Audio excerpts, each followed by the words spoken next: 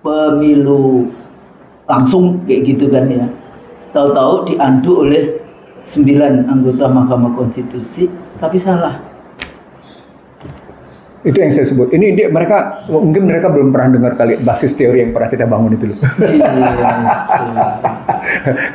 Jadi cyclical of mind-nya gitu ya. Cyclical of mind kita adalah cyclical berpikir kita. Jadi begini, partai politiknya gagal, partai politiknya salah, berproses dia dalam kehidupan bermasyarakat, termasuk dalam perebutan bangsa.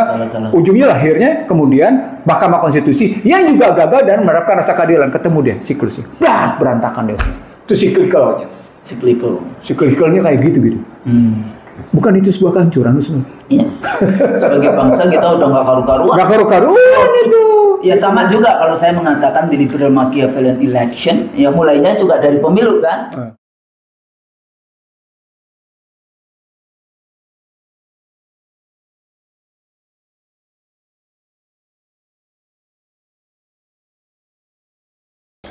Bismillahirrahmanirrahim. Assalamualaikum warahmatullahi wabarakatuh. Waalaikumsalam warahmatullahi wabarakatuh. Alhamdulillah, pagi ini kami berdua menyempatkan diri. Soalnya sekarang itu bahasanya menyempatkan diri karena di antara kesibukan menuju 2024 ya di negeri kita yang tercinta ini juga sangat sibuk dengan berbagai macam acara-acara pencerdasan kehidupan bangsa. Kalau kita berdua tugasnya ya Bang Nursi ya.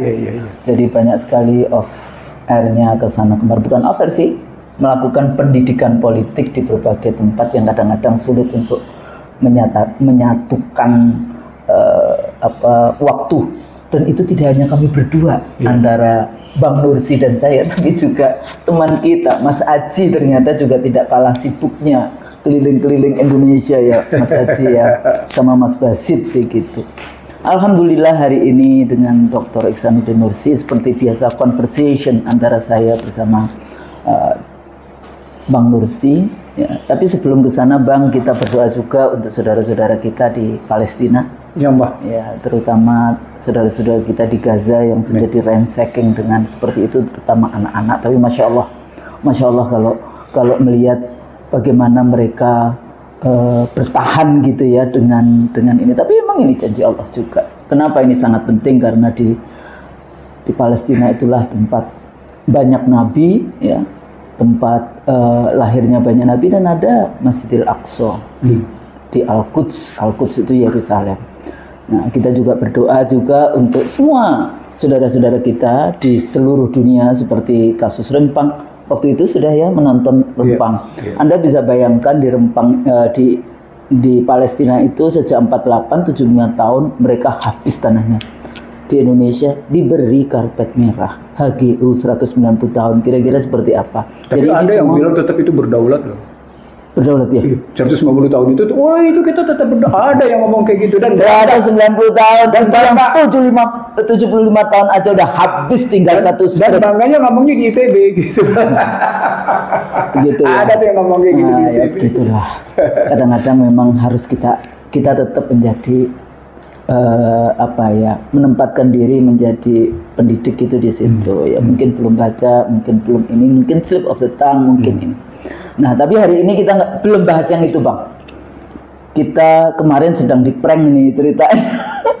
Pagi-pagi pada WA, pada japri ke saya, wah alhamdulillah sujud syukur. Iya, tapi kan itu ada 7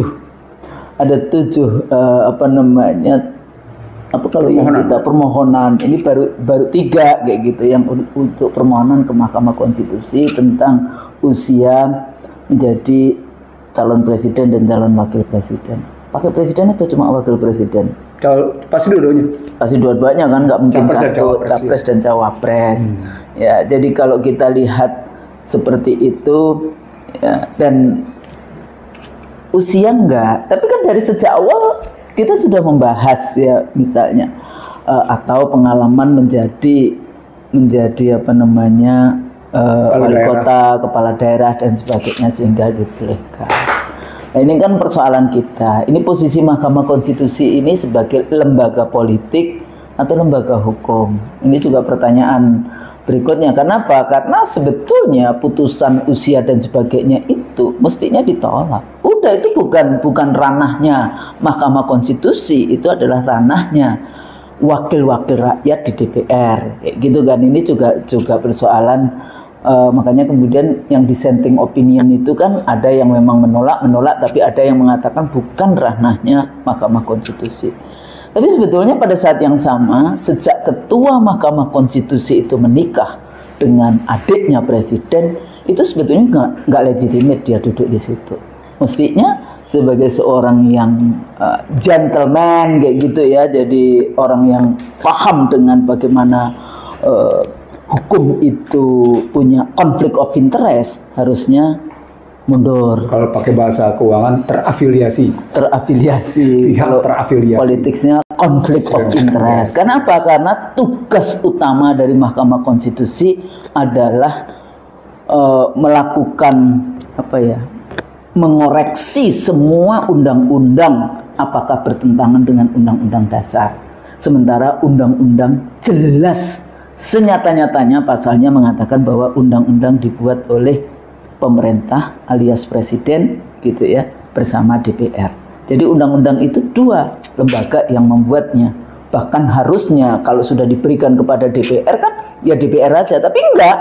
Di DPR itu bersama dengan wakil pemerintah, artinya presiden di situ gitu ya, proksinya nanti bisa menteri dan sebagainya di dalam proses pembuatan.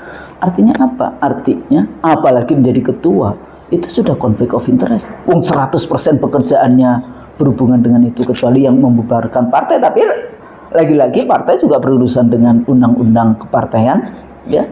Pemilu juga berurusan dengan undang-undang pemilunya yang itu bukan beririsan, itu hasil dari produk dari presiden dan DPR. Jadi sudah nggak legitimate, itu satu sisi. Nah, yang menariknya lagi, konflik of interest-nya itu gini loh, jangan menganggap bahwa semua rakyat itu bodoh.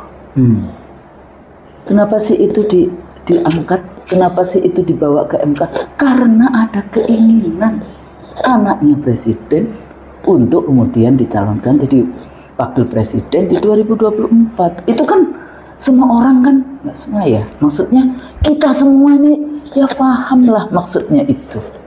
Kenapa itu harus dibuatkan seperti itu, ya kan? Di pranknya bukan usia nih, tapi sorenya gitu baru dikatakan boleh kalau itu berhubungan dengan. Tapi kadang-kadang ada pendapat juga, oh iya ini kan sekarang dipilih election kayak gitu ya, jadi nggak ada urusannya dengan dinasti, nggak ada urusannya, apalagi yang mengatakan bukan dinasti kok, bukan membangun dinasti, kenapa? Kan kakaknya tidak sama. Aduh mah, kalau ngomong kayak gitu ya mestinya political scientist atau saintis yang paham dengan isu itu di dalam konteks itu. Sebelum dia election, sebelum dipilih oleh rakyat, kan ada selection di partai politik. Ada, dulu ingat ya, YouTube kita yang hubungannya cawe-cawe, presiden cawe-cawe di dalam konteks itu, ada selection di situ. Baru election, baru kemudian bagaimana nantinya kalau sudah jadi. Jadi seluruh isu tentang keputusan Mahkamah Konstitusi memalukan. Jadi sebetulnya saya ya Mahkamah Konstitusi udahlah dibubarkan aja.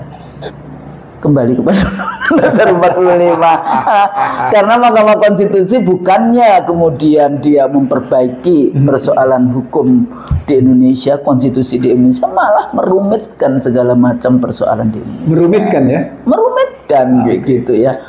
Dulu kita juga pernah Bang, waktu di KPU Pilkada yang di awal 2006, itu waktu itu saya masih anggota KPU. Itu KPU provinsi, kabupaten, kota itu enak aja diambil alih oleh Mendagri.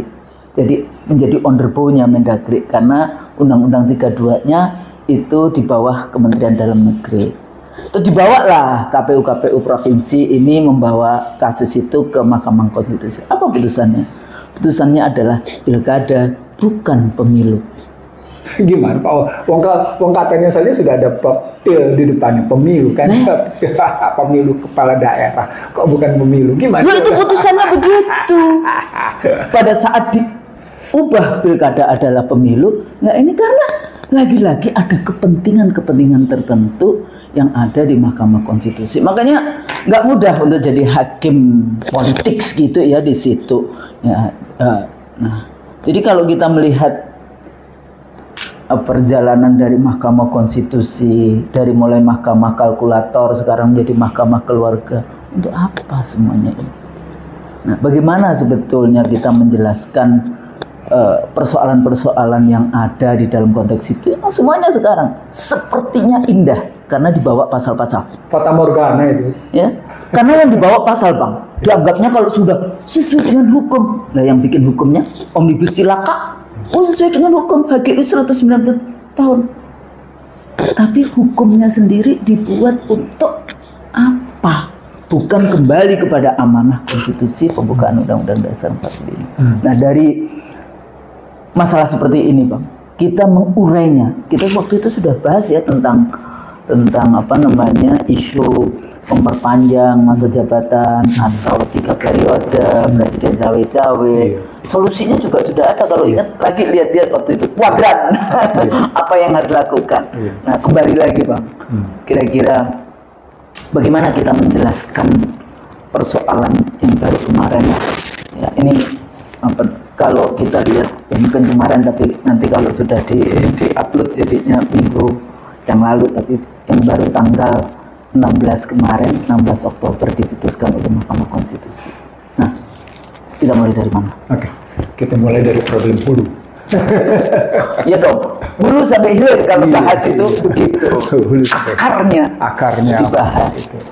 Akarnya adalah karena pasal 22 itu menempatkan peserta pemilu adalah partai politik. Satu-satunya peserta pemilu adalah partai politik dan perorangan. Ya, untuk Dewan Perwakilan Daerah, DPD. Bahwa yang bisa mencalonkan, ya pasal 3, pasal 6. Bahwa yang bisa mencalonkan presiden adalah partai politik atau gabungan partai politik. Maka satu-satunya pemegang saham dalam pembentukan pemerintahan di Republik ini adalah partai politik. Artinya dalam partai politik ngebentuk macam-macam itu lewat DPR, termasuk ngebentuk Mahkamah Konstitusi. Problemnya jadi problem hulu, yakni Undang-Undang Dasar 2002 yang memposisikan, kalau pakai bahasa sosiologinya, status peranan partai politik yang sudah sedemikian rupa kokohnya sebagai pemegang saham pemerintahan. Bukan pemerintah loh. Pemerintahan, karena di legislatif, karena nanti seluruh rekrutmen yang ada di yudikatif dan sebagainya ada beririsan di situ. Jadi kalau ada orang bilang inilah era presidensial murni, rasanya dia harus belajar lagi, Husni. Mereka selalu ngomongnya ya itulah presidensial murni, padahal itu ya itu adalah bangunan dari model di Indonesia, karena nanti beda lagi model di betul sekali. Jadi Amerika Serikat. Jadi problem utamanya adalah karena ini menggambarkan kekuatan. Tapi dengan keputusan MK, bukan hanya masyarakat Indonesia yang sedang dipertontonkan oleh sebuah sistem yang amburadul. Partai politik pun dijungkir balikkan peranannya oleh MK. Menarik kan? Ya, menarik di sini. Harusnya itu fungsi dari partai politik yang ada di DPR. 575. Iya. Dan diambil oleh 9 orang. 9 orang pun cuma 5 orang. Yang 4 orang dissenting opinion. Artinya kalah ini partai politik. Jadi posisi peranan status peranan yang utuh kayak gini berhasil bahasa saya dikucilkan oleh namanya gitu. Jadi dikucilkan habis. Ah, ini bukti betapa amburadul sistem ini. Itu satu, kita kerangka hulu. Kerangka hulu seperti ini menggambarkan bahwa ada kekacauan struktur jadinya, Husnul. Yeah. Kan sebenarnya kalau kita mau bicara memang presidensial, peranan partai politik sedemikian rupa tingginya gitu ya, dengan harapan presidensial ada check and balance yang ternyata berantakan, amburadul. Keputusan Mahkamah Konstitusi ini bahkan akhirnya menggambarkan kacaunya struktur. Karena dia melampaui keputusan lawmaker. Ya. Nah, oke. Sekarang kita dekati dulu bukan dari pendekatan struktur, dalam pendekatan hukum. Oke, dalam institusi sebuah lembaga memang punya dua hal untuk melahirkan sebuah keputusan. Yang satu lawmaker dalam posisi yang tinggi, yang kedua adalah azas diskresi atau open legal policy. Yeah. Dia pakai itu juga ya? Open legal policy dia pakai. Jadi Mahkamah Konstitusi menggunakan kewenangan open legal policy. Tetapi ada tetapinya, Husnul. Ketika open legal policy berhadapan dengan struktur dan kultur, nah di sini, maka dia tidak boleh bertentangan dengan kondisi-kondisi yang berada dalam masyarakat. Ada azas-azas kepantasan, kepatutan yang harus dipakai oleh para hakim dalam mengambil keputusan sehingga struktur dan kultur tidak ditabrak. Gitu, Husnul. Ya itu sebetulnya di dalam demokrasi itu begitu, Bang. Dipikirnya cuma majority rule, tapi ada misalnya kalau struktur, kalau kebijakan nasional dia enak aja mengambil alih kebijakan regional atau kebijakan lokal. Nggak bisa. Ini harus dikembalikan lagi. Patut enggak, kemudian tadi ya budayanya seperti apa, kulturnya seperti apa. Jadi walaupun demokratis bukan berarti seenaknya saja struktur pusat itu kemudian mengambil alih kewenangan yang sudah diberikan kepada daerah ya dalam konteks ini. Nah ini sama juga. Kita kayaknya nggak ada itu yang namanya prinsip kepatutan. Kok kayaknya kita nggak berbudaya kayak gitu ya? Nah itu yang saya sebut sebagai begitu rusak kultur, dia akan berhadapan dengan etika. Artinya sesungguhnya berarti Mahkamah Konstitusi berani berhadapan dengan menantang etika publik, bahasa sederhananya. Yeah. Mahkamah Konstitusi menantang etika publik. Kalau Mahkamah Konstitusi menantang etika publik, maka problem besarnya menjadi etika apa yang sedang dikembangkan di negeri ini. Nah, ketika masuk dalam etika sedang dikembangkan di negeri ini, kita nggak bisa lagi masuk ke dalam tatanan sekedar pada akar hulu, tapi ke modal rekrutmen yang dibangun. Modal rekrutmen dalam rangka pembenaran seseorang untuk bisa masuk ke dalam proses seleksi istilah Husnul untuk masuk kepada posisi pemilihan. Seseorang bisa ikut seleksi ketika harus memenuhi syarat-syarat tertentu. Nah, dianggap hak asasi manusia kalau kemudian dia punya pengalaman. Artinya indeks umumnya ditolak karena usianya tetap di bawah 40, indeks pribadi secara umum ditolak. Tapi begitu masuk yang namanya career path dan performance appraisal, jenjang karir dan tampilan kinerja, dianggap dia sudah punya pengalaman. Padahal pengalamannya baru 2 tahun. Dan sebelumnya juga tidak pernah jadi aktivis, jadi aktivis partai, enggak.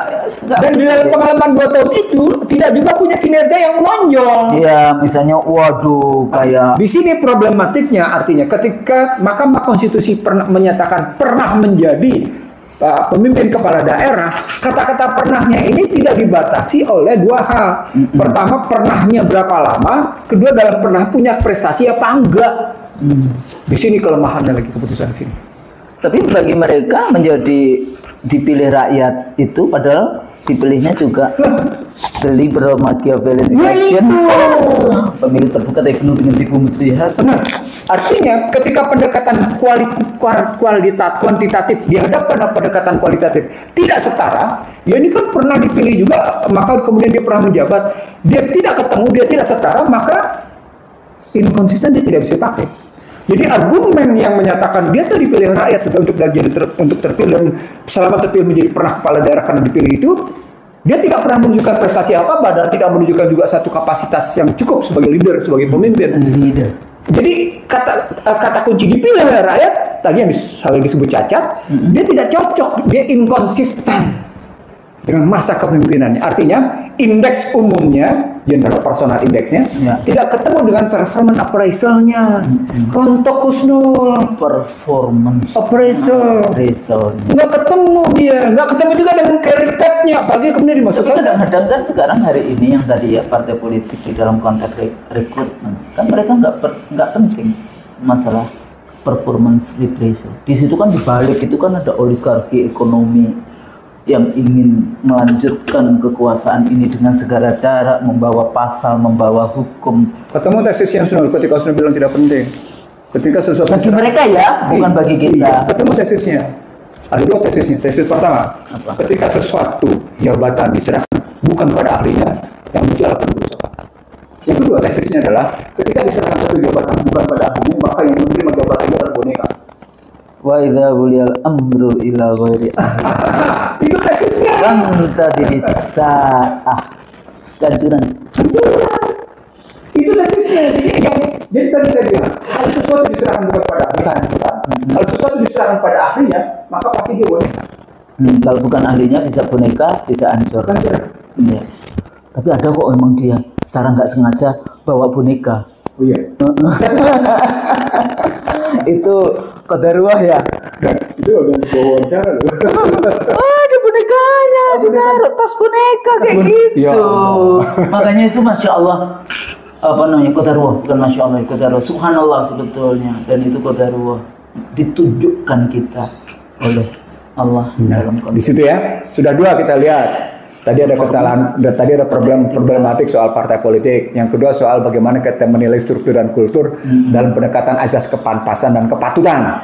Merujuk pada posisi bagaimana seseorang punya kinerja yang memadai disebabkan karena dia terpilih. Terpilihnya pun kita tidak tahu apakah memang penuh dengan kejujuran atau penuh dengan tadi Machiavellis gitu ya. Machiavellian. Machiavellian. Oke.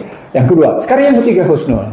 Ketika dia dimaksudkan, ditujukan dalam rangka diikut sertakan untuk suatu jabatan yang levelnya nasional, maka persoalan pokoknya adalah bagaimana sebenarnya satu bangsa mengatur jenjang mobilitas vertikal.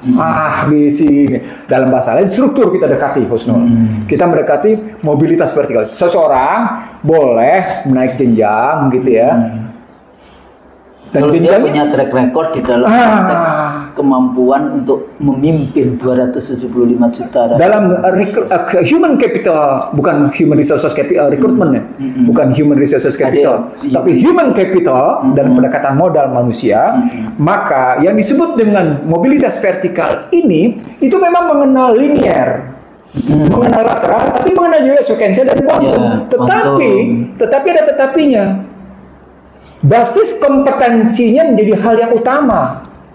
Skillnya, and knowledge-nya menjadi hal yang utama. Anda tidak bisa mengikuti yang namanya satu model kuantum atau seleksi dalam model rekrutmen kalau skill Anda, kalau keterampilan Anda, kata kuncinya keterampilan, dan pengetahuannya tidak layak. Loh, artinya sesungguhnya partai politik yang mau merekrut yang bersangkutan dengan tidak mengikuti model-model seperti ini, dia sedang menabrak azas-azas kepatutan kepantasan lagi. Jadi baik dalam azas kepatutan dalam kerangka tadi hal-hal yang berlaku di masyarakat maupun azas-azas yang berlaku dalam manajemen pada umumnya, etika manajemen pada umumnya, maka menggambarkan pembenaran kerangka-kerangka berpikir yang sesungguhnya falasi logik. Ada kepalsuan dalam kerangka berpikir logisnya. Kebayang nggak hasil teori kita tentang kepalsuan? Ingat kan? ini dalam bahasa yang lain, keputusan Mahkamah Konstitusi yang membenarkan soal pernah menjadi kepala daerah dan kemudian seperti ini, maka dia sesungguhnya yang saya sebut sebagai uncertainty. Jadi false certainty kalau pakai bahasa saya, false certainty. Kepastian yang palsu. Ketemu di situ Husnul. False certainty, kepastian yang palsu. Kan dia mestinya melahirkan satu kepastian, tapi yang origin and genuine. Tapi ternyata false. Oh boleh kalau ini sebelum jadi sebetulnya kepala daerah, sementara kepala daerah 35 tahun. Jadi Anda mau ngomong apa sih sebetulnya? Kenapa sih nggak ngomong aja? Boleh 35 tahun? Selesai. Tapi nggak usah ngeprank gitu. Ngeprank, seluruh aja di prank gitu. Jadi balik lagi ke leadership tadi, ya kan? Jadi kalau tadi bicara tentang knowledgeable ini, orang nggak peduli hari ini Anda punya ilmu untuk membereskan masalah bangsa, punya kemampuan, capacity menyelesaikan persoalan bangsa, bahkan memahami persoalan rakyat aja nggak bisa. Ya. Kemudian yang nomor satu pasti moralite ya, kalau kita ya moralitas itu etika dan moralitas. Nah, tapi hari ini memang kepedulian mereka di mana? Omongan Husnul itu sama dengan menyatakan partai politik bukan hanya salah, tapi juga gagal melaksanakan perannya. Saya ngomong di banyak tempat memang begitu. Partai politik gagal di dalam ini. Ya ada satu dua yang mencoba untuk memperbaiki. Padahal pada saat sama partai politik satu-satunya pemegang saham. Fungsi partai politik adalah membangun kaderisasi. Tapi kan yang sering kita sebut juga partai politik menjadi partai rental gitu kan. Jadi siapa ini? Ayo siapa kayak gitu di dalam konteks itu. Jadi membangun partai politik tidak mudah. Tapi akhirnya sekarang dia di hijack kan sama Mahkamah Konstitusi. Risiko Husnul. Disitulah kepastian palsu tadi itu apa akibatnya? Akibatnya muncul juga rasa keadilan palsu atau hilangnya rasa keadilan. Ya, dari kepalsuan akan kepastian, gitu ya, false certainty tadi ya, false certainty-nya, dia akan memunculkan rasa keadilan palsu, rasa keadilan yang kalau sudah rasa keadilan palsu, maka rasa keadilan itu rusak Husnul. Orang tidak lagi mendapatkan kesejatian dalam kehidupan, maka hidup kita dalam kesemuan semua Husnul. Itu yang tidak disadari. Tapi ini ada very technical ya, Bang. Ini ada apa namanya tweetnya Profesor Aidul Fitri Siada, kenal kan? Kenal. Ya. Dia bilang tidak ada Universitas Negeri Surakarta UNSA, itu Universitas Surakarta. Salah satu PTS di Solo. PTN berbadan hukum itu Universitas 11 Maret UNS. Ya. Bagaimana putusan MK bisa keliru tentang identitas pemohon yang menentukan keabsahan formil? Cacat formil itu. Coba ini. Husnul itu cacat formil. Bahwa nomor 7 bahwa pemohon adalah warga negara Indonesia yang dibuktikan dengan kartu tanda penduduk kepemilikan pekerjaan mahasiswa saat ini sedang menempuh studi di Fakultas Hukum Universitas Negeri Surakarta UNSA dan bercita-cita ingin menjadi presiden atau wakil presiden. Tapi tidak ada Universitas Negeri Surakarta. Yang ada Universitas Negeri 11 Maret. Ada. Itu cacat formil itu. Bayangkan selevel Mahkamah Konstitusi. Itu cacat formil. Ngomongnya cuma salah ketik. Kalau salah ketik itu satu huruf, bukan diksi, bukan narasi. Universitas Negeri Surakarta. Dia menulis Surakarta misalnya gitu ya. Salah ketik. Tapi kalau ini Universitas Negeri Surakarta, dia bukan diksi, dia sudah jadi narasi. Iya. Dia sudah jadi narasi. Universitas Surakarta jadi Universitas Negeri Surakarta. Itu sudah salah, bukan salah diksi, sekali lagi saya bilang, itu salah narasi. Kalau salah narasi, itu bagian dari cacat formil. Dan lengkap lagi disebutnya. Kalau dia ngomongnya cuma UNSA dan UNS, misalnya gitu ya. Berarti salah N doang. Tapi ini kan enggak. Universitas Negeri Fakultas Hukum di Universitas Negeri Surakarta. Enggak ada Universitas Negeri Surakarta. UNSA. Mungkin maksudnya Universitas di kota Surakarta kali maksudnya. Ya, makanya nggak tahu lah Tapi maksudnya, come on, itu sebetulnya ditunjukkan juga. Betul. Allah itu bisa ngasih Anda cuma slip gitu aja. Ternyata itu legitimasi meruntuhkan seluruh keputusan. Itu false tentunya ada. Jadi bukti lagi. Tapi sudah bagus. Keadilan balik lagi ke keadilan palsu tadi. Jadi dari keadilan palsu dia akan merusak rasa keadilan. Maka ketika ini dijalankan, maka kita yang muncul adalah kerusakan kehidupan berbangsa dan bernegara. Makanya saya menyebutnya ini bagian dari proses kehancuran satu bangsa Husnul. Saya sudah sampai di situ kesimpulan saya Husnul. Jadi kalau ini diteruskan, melanjutkan terus proses ini, maka dia proses menuju kehancuran. Kalau kayak gini, karena ada kerusakan struktur terjadi, kerusakan kultur terjadi, kerusakan nilai terjadi, kerusakan lembaga-lembaga yang ada dalam masyarakat, dalam pemerintahan juga terjadi, lalu kepemimpinan juga hilang. Anda bisa bayangkan Mahkamah Konstitusi itu adalah lembaga yang sangat terhormat karena pekerjaannya mengandu putusan-putusan wakil rakyat yang dipilih oleh rakyat dalam pemilu langsung kayak gitu kan ya. Tahu-tahu diandu oleh 9 anggota Mahkamah Konstitusi, tapi salah. Itu yang saya sebut. Ini mungkin mereka belum pernah dengar kali basis teori yang pernah kita bangun itu loh. Jadi cyclical of mind-nya gitu ya. Cyclical of mind kita adalah cyclical berpikir kita. Jadi begini, partai politiknya gagal, partai politiknya salah, berproses dia dalam kehidupan bermasyarakat, termasuk dalam kehidupan berbangsa. Ujungnya lahirnya kemudian Mahkamah Konstitusi yang juga gagal dan menerapkan rasa keadilan. Ketemu dia siklusnya. Berantakan dia. Itu cyclicalnya kayak gitu. Bukan itu sebuah kehancuran Husnul. Iya. Sebagai bangsa kita udah nggak karu-karuan. Nggak karu-karuan itu. Ya sama juga kalau saya mengatakan di liberal Machiavellian election, ya mulainya juga dari pemilu kan.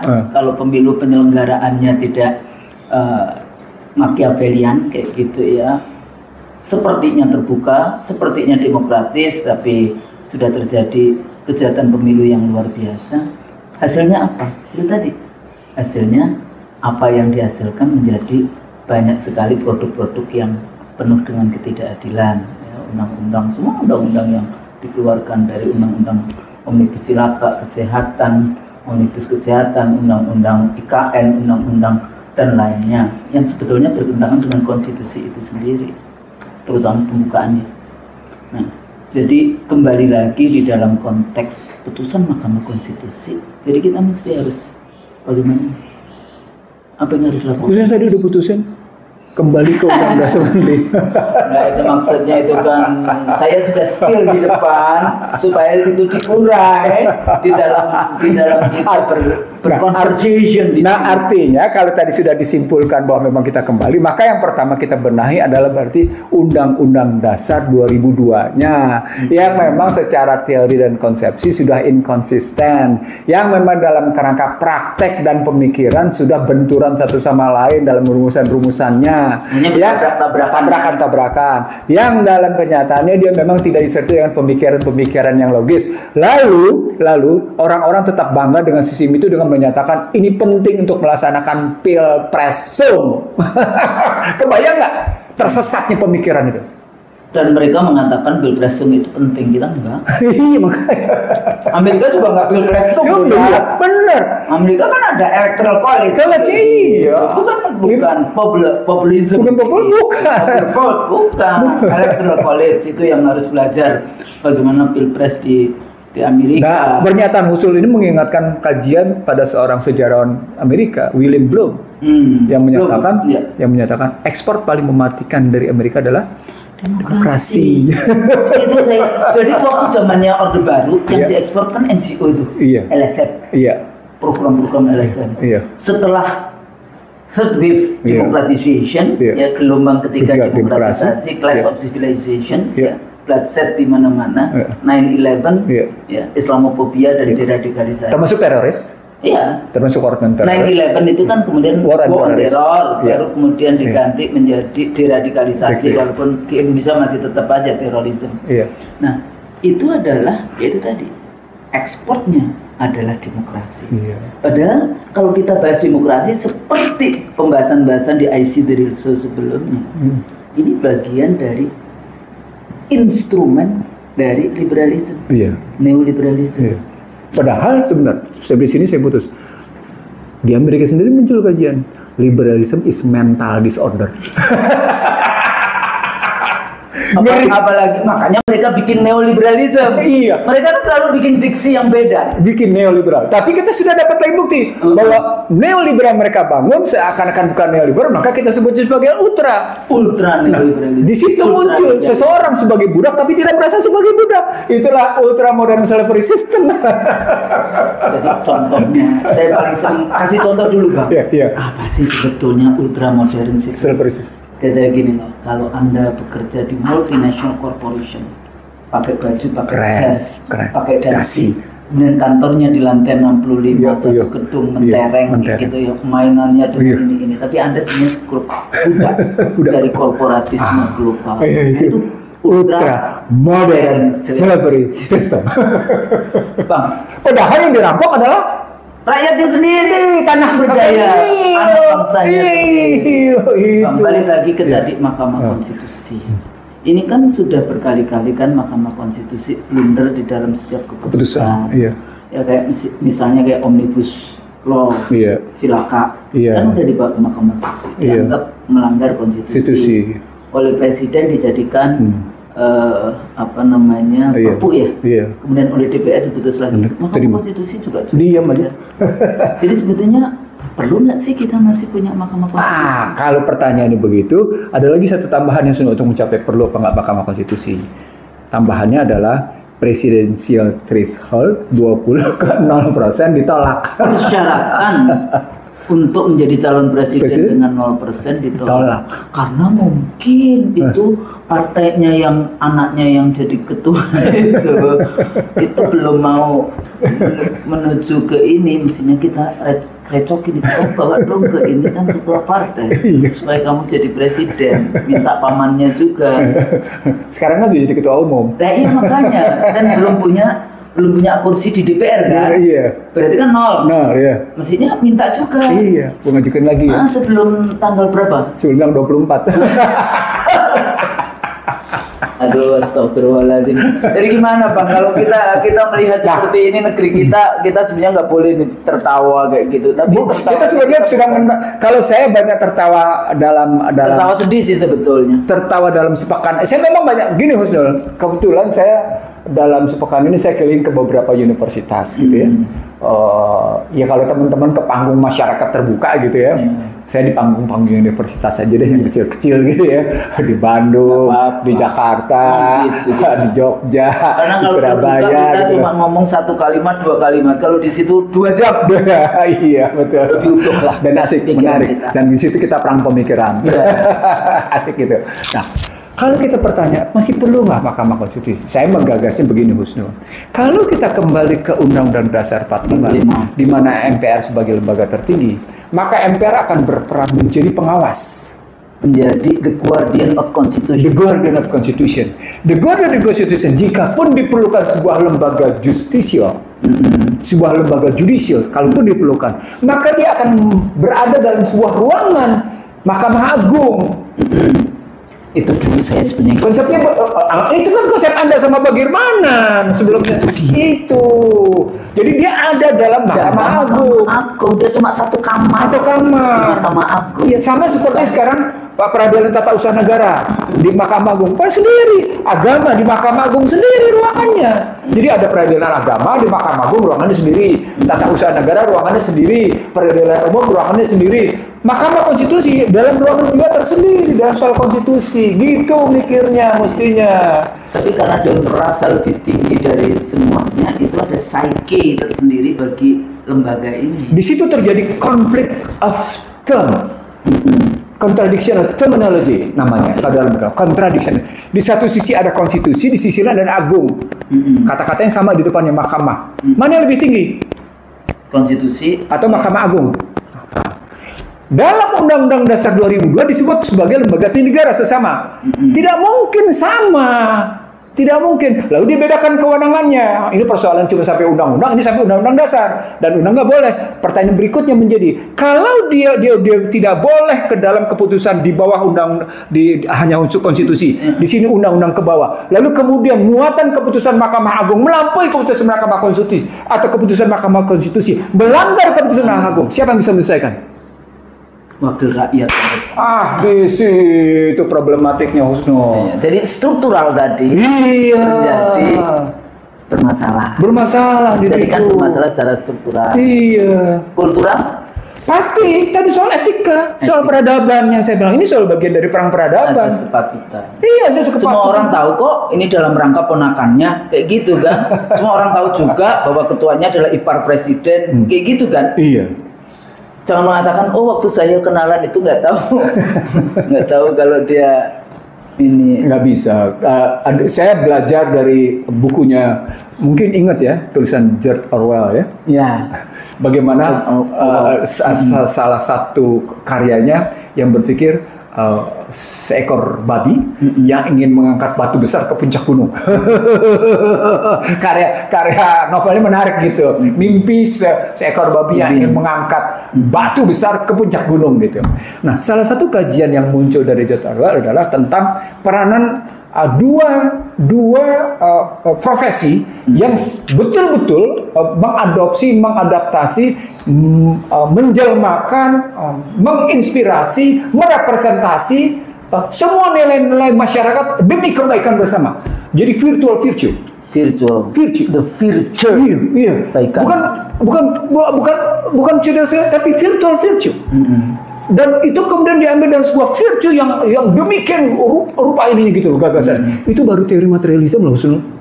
itu tetap baru berpikir dalam kerangka belum dalam kerangka immaterialisme loh. Keadilan dalam perspektif spiritualisme itu baru berpikir tentang keadilan dalam perspektif materialisme. Ini saya tidak perlu ngambil berpikir misalnya katakan teori keadilannya siapa satu itu lupa saya. John Rawls. John Rawls. Nggak usah ngambil di situ deh. Kita ambil dulu tentang George Orwell aja karena George Orwell sudah nulis duluan gitu ya. Penulis duluan di situ kerangkanya. Baru berikutnya John Rawls posisinya. Itu dari kerangka keadilan berbasis materialisme masih. Karena sesuatu yang imateri dimaterikan, yang imaterial dimaterialkan. Itu berpikirnya mereka, gitu ya. Tapi kalau sepenuhnya genuine spiritualism, genuine immaterialism, maka keadilan itu dia datang dari keadilan kalbu yang paling dalam dan jernih, Husnu. Nah, itu yang saya bilang. Itu yang saya bilang. Nurani.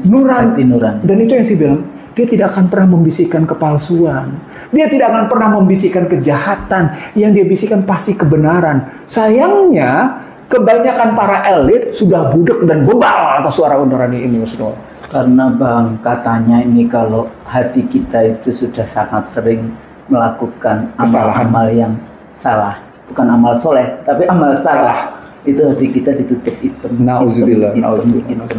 Dan kita udah nggak bisa membedakan mana yang tadi nurani yang harusnya itu selalu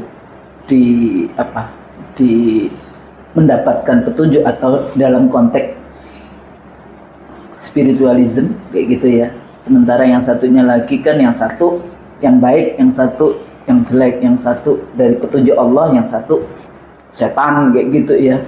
Memang gitu. Udah yang sumum bukmun umyum layak kilun. Layar lamun nggak pakai ini. Layar jion. Layar jion. Layar lamun. Semua aja. Di sini. Tapi Bang, akhirnya kita berpikir ini demokrasi kemana?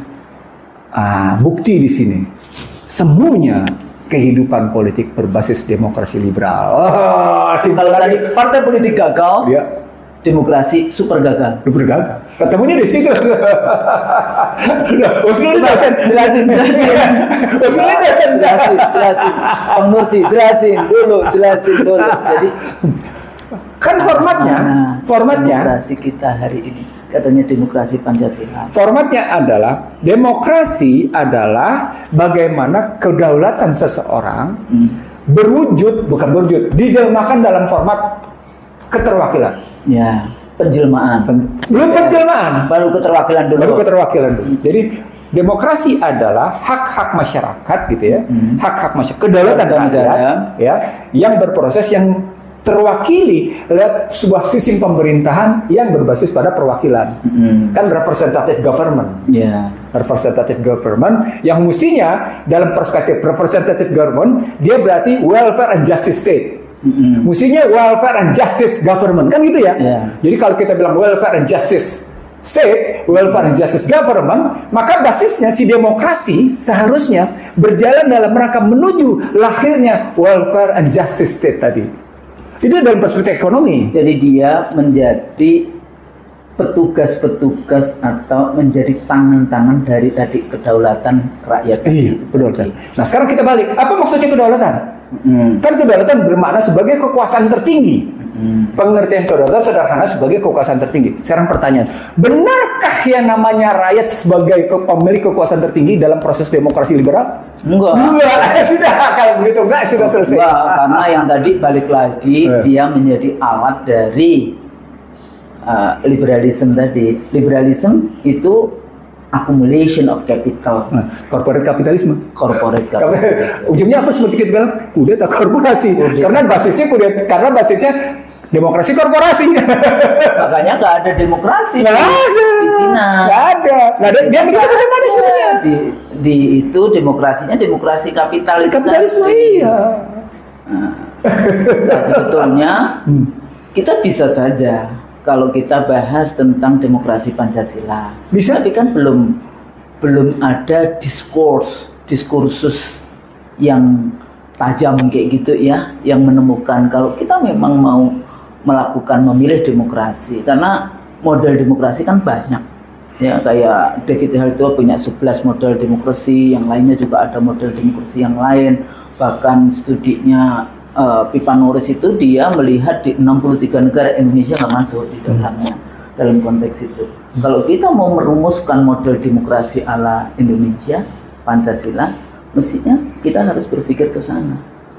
Yang namanya sila-sila ketuhanan yang Maha Esa, kemanusiaan, yang persatuan, kerakyatan, dan berujung pada mewujudkan keadilan sosial bagi seluruh rakyat Indonesia. Itu menjadi butir-butir yang embedded gitu, di setiap keputusan-keputusan lembaga negara. Itu inherent atau imanan?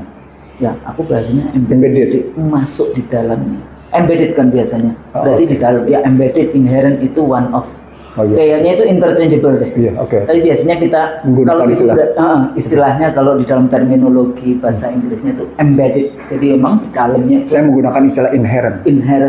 Nanti kita cek ya, embedded dan inherent itu apa bedanya. Nah, sepertinya kita harus mulai juga. Nanti di IC Trialso berikutnya kita bahas bagaimana sih demokrasi Pancasila itu. Deal, sepakat saya. Karena paling tidak harusnya begini kayak gitu kan, kalau kita memang rumuskan. Kalau dulu hari ini kan semua yang menerjemahkan Pancasila kan rezim yang berkuasa dengan kepentingan mereka, nothing to do dengan kepentingan rakyat kayak gitu kan. Mereka to serve oligarki ekonominya apa bisnisnya, rather than to serve rakyatnya. Daripada harus mengurusin rakyatnya, dia ngurusin para pebisnis. Mau kebijakan apa, COVID lah, omnibus law lah, kesehatan lah, ya, tapi mereka bawa pasal-pasal itu. Makanya lebih ke arah demokrasinya korporasi ala Amerika. Tapi caranya mereka melakukan tekanan dan sebagainya ala komunis Cina. Jadi sebetulnya kita ini apa? Nah, pertanyaan itu menarik. Di satu sisi kita memperlakukan demokrasi korporasi, gitu ya, yang memangnya meningkat. Biaya ekonominya meningkat.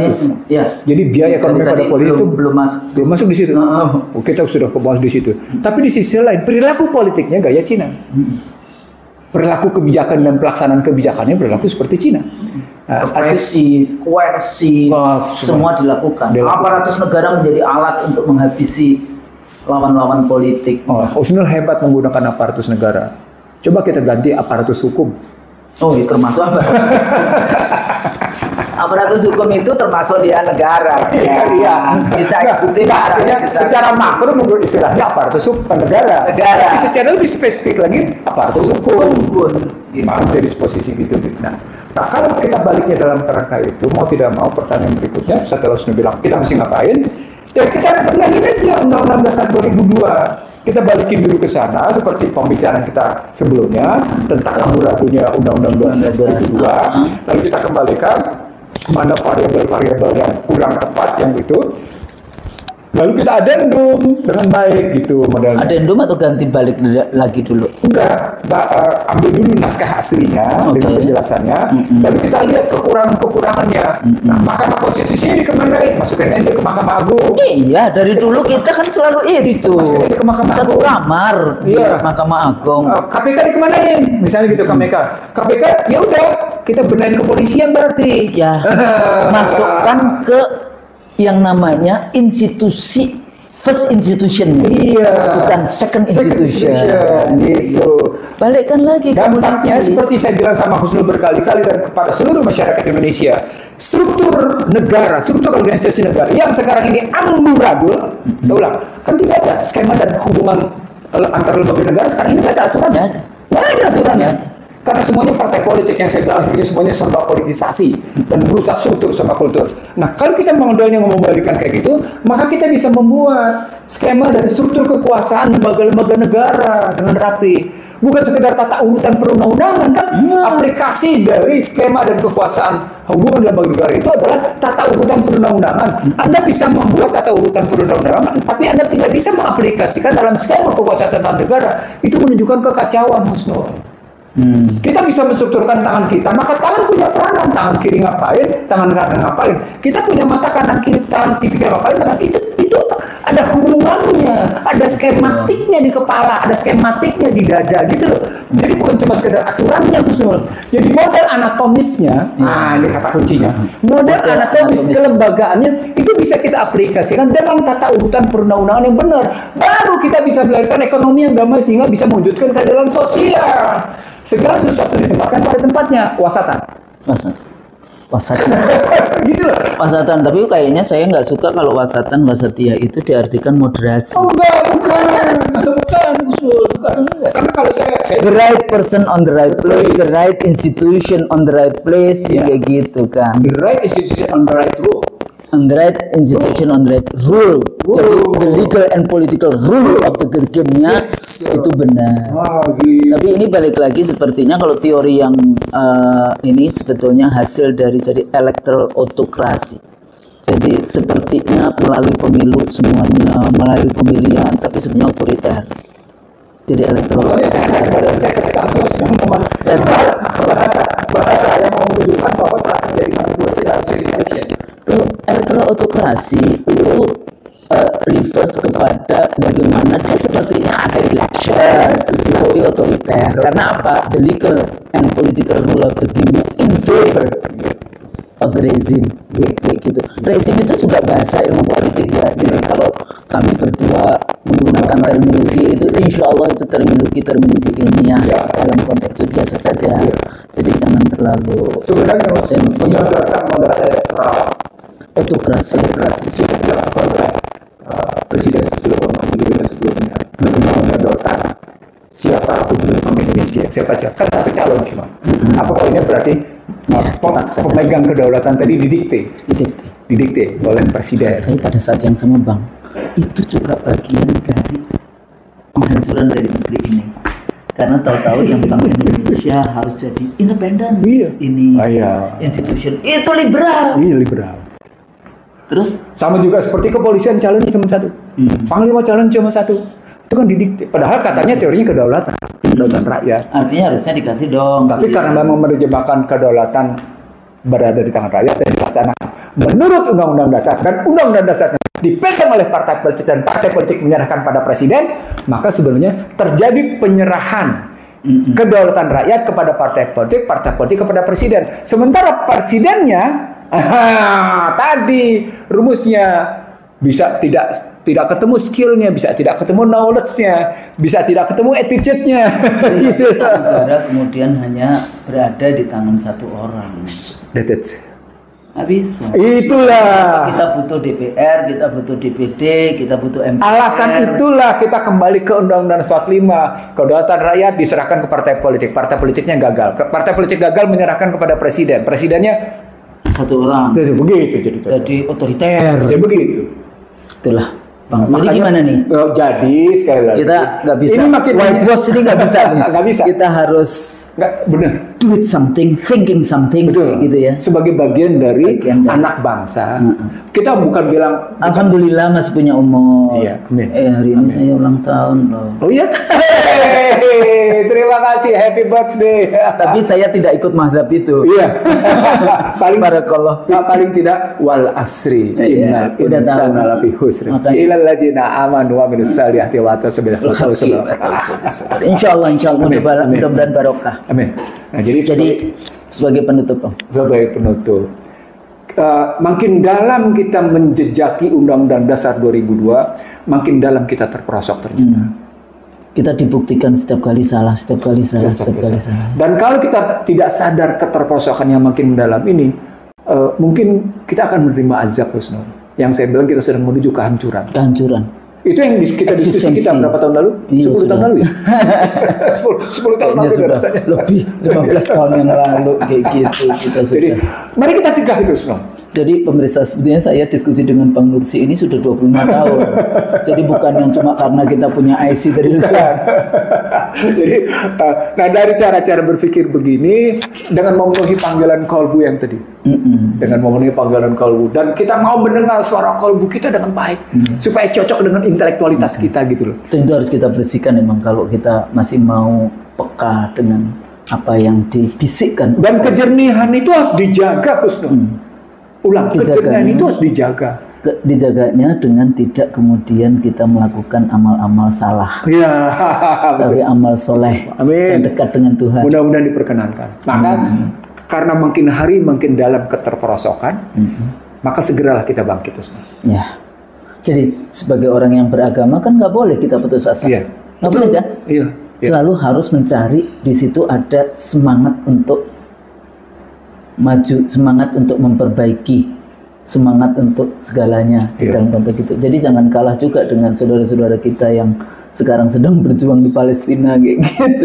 Saya dengar, tapi nanti aja. Iya, kita bahas itu. Yang pasti sekarang. Ini kita tutup ini. Kita tutup. Yang pasti sekarang, kalau kita sadari kita terpaksa makin dalam, inilah kesempatan kita untuk kembali. Untuk kembali. Jadi supaya momentum ini harus kemudian dimanfaatkan. Memberikan pembelajaran bagi kita untuk kita kembali. Saya pernah menyatakan gini pada ayah saya almarhum sebelum meninggal. Maghfirlahum warhamhu wa'afihi wa'afuna. Saya bilang begini, bahwa sisa-sisa waktu kita ke depan itu adalah berkah Allah bagi kita untuk tetap berada di jalannya. Saya bilang. Itu kalimat saya waktu itu dalam satu dialog. Bahwa sisa-sisa waktu kita adalah itu karunia yang luar biasa yang harus kita daya gunakan agar kita kembali dengan husnul khotimah. Itu ketika memang dia sudah dalam posisi ya sudah makin renta, tapi kemudian kita berdialog secara mendalam. Ini dialog saya luar biasa. Dialog yang tidak lebih dari sekitar hanya 15 menit, tapi mengingatkan saya sekaligus bahwa memang sisa-sisa waktu itu satu karunia yang harus kita manfaatkan dengan sebaik-baiknya. Nah, kalau kemudian kita tidak manfaatkan sisa-sisa waktu, bangsa Indonesia sudah 78 tahun. Sementara kalau kita ngambil dalam perspektif pendidikan, dalam 78 tahun 44 menteri pendidikan, yang hasilnya sekarang pendidikan agama saja mau diganti menjadi pendidikan budaya. Kan udah mungkin kacau kita dalam cara berpikir. Kita tidak paham dengan konstruksi negara kita. Bukan sekedar tidak paham, tapi menyesatkan kehidupan berbangsa bernegara. Dia tidak ngerti alinea 3. Dia tidak ngerti pasal 29 ayat 1 ayat 2. Dia tidak ngerti bahwa kedaulatan rakyat itu tidak mungkin muncul tanpa kedaulatan Tuhan. Kan berbahaya. Berbahaya betul gitu cara-cara berpikir kayak gitu-gitu. Seolah-olah hidup ini tanpa Tuhan pun oke. God is dead. Kan kacau sudah kalau cara berpikir. They murder God. Iya. Kalau God murder kayak gitu kan, Tuhan dibunuh. Ada itu yang pernah juga dialog di sini. Tuhan pembunuh Tuhan. Nah, mudah-mudahan ini menyadarkan kita bahwa telah berlangsung satu kondisi yang membuat kita mungkin terperosok mendalam dan kita harus atasi keterperosokan. Kita harus atasi. Kita nggak boleh kemudian putus asa. Betul. Ya, kita masih punya Tuhan. Kita buka pintu langit. Kayak gitu ya, tapi bagi scholars di luar sana juga jangan takut, ya kan, rezeki nggak akan ketukar. Artinya kan kadang-kadang kita susah juga kalau kita bahas tentang bukunya siapa, The Economic Hitman. Oh, John Perkins. Gitu. Belum lama dia tayang di Beijing yang menyebut bahwa baik Cina maupun Amerika semuanya tetap melakukan economic hitman sampai sekarang. Dan dia buktikan itu. Memang walaupun seringkali dikatakan, kan dia bukan scholar. Iya, bukan. Gitu. Itu anak-anak mafia Berkeley yang ngomong kayak gitu. Oh, gitu. Tapi yang sekolah saja juga terperusuk. Kan sekolah juga tergantung kepada referensimu apa. Iya. Sama aja. Ya, gini loh, Anda bilang bukan scholars, tapi ternyata dia bisa lebih hebat dari scholars. Gimana coba? Iya. Dan bukan scholars itu bukan berarti menunjukkan bahwa Anda benar. Benar. Dan buku dia kemudian menjadi pembahasan menarik di kalangan universitas ternama loh. Sebagai sebuah kesalahan. Iya. Saya. Iya, gimana? Dan menariknya tadi di tayangan terakhir di Bicau dia menyebut bahwa baik Cina maupun saya jadi ngomong itu membuktikan bahwa keterperosokan semua negara yang menganut modal liberalisme, yang menganut modal materialisme itu mungkin mendalam. Nah, itulah perang Palestina yang ada di sekarang ini akan kita bahas nanti kayak gitu. Jadi artinya sebetulnya demokrasi ternyata tidak menghasilkan kemakmuran bagi rakyat. Betul sekali. Makanya kita olah. Insya Allah nanti ya di dalam tayangan IC The Real Show kita pikirkan untuk merumuskan model kalau kita pakai terminologi demokrasi tapi Pancasila itu seperti apa. Ya. Kita kembali kepada Undang-Undang Dasar 45, kembali kepada bagaimana pemikiran-pemikiran para pendiri bangsa, ya, para ulama waktu itu yang masya Allah pemikirannya luar biasa. Amin. Ya. Jadi kita akan kembali ke sana, tapi insya Allah nanti di dalam tayangan berikut video kita. Mohon doanya supaya kita dikasih umur masih oleh Allah, kita dikasih kesehatan, dan juga para pemirsa IC The Real Show juga sabar menunggu tayangan kita karena kesibukan. Tapi mereka sabar. Sabar ya? Saya sebagai penutup saya bilang begini, Bang, saya di ITB ada salah seorang bilang, saya penonton setia IC The Real Show. Wah, alhamdulillah. Alhamdulillah. Terima kasih juga sudah menjadi penonton setia IC The Real Show. Walaupun kadang-kadang pupus ini. Ya, kita itu conversation to scholars di sini. Mudah-mudahan apa yang saya sampaikan dan apa yang Dr. Iksanuddin Nursi sampaikan itu bermanfaat. Kalau kami salah menjadi ilmu yang bermanfaat. Amin. Gitu ya. Jadi bukan ilmu yang nafi gitu istilahnya ya, bukan ilmu-ilmu yang kemudian menyesatkan. Insya Allah kita tujuannya tidak ke sana. Kalau kami salah, mohon maaf. Kami mohon maaf. Nasrun minallah wa fathun qarib. Wassalamualaikum warahmatullahi wabarakatuh.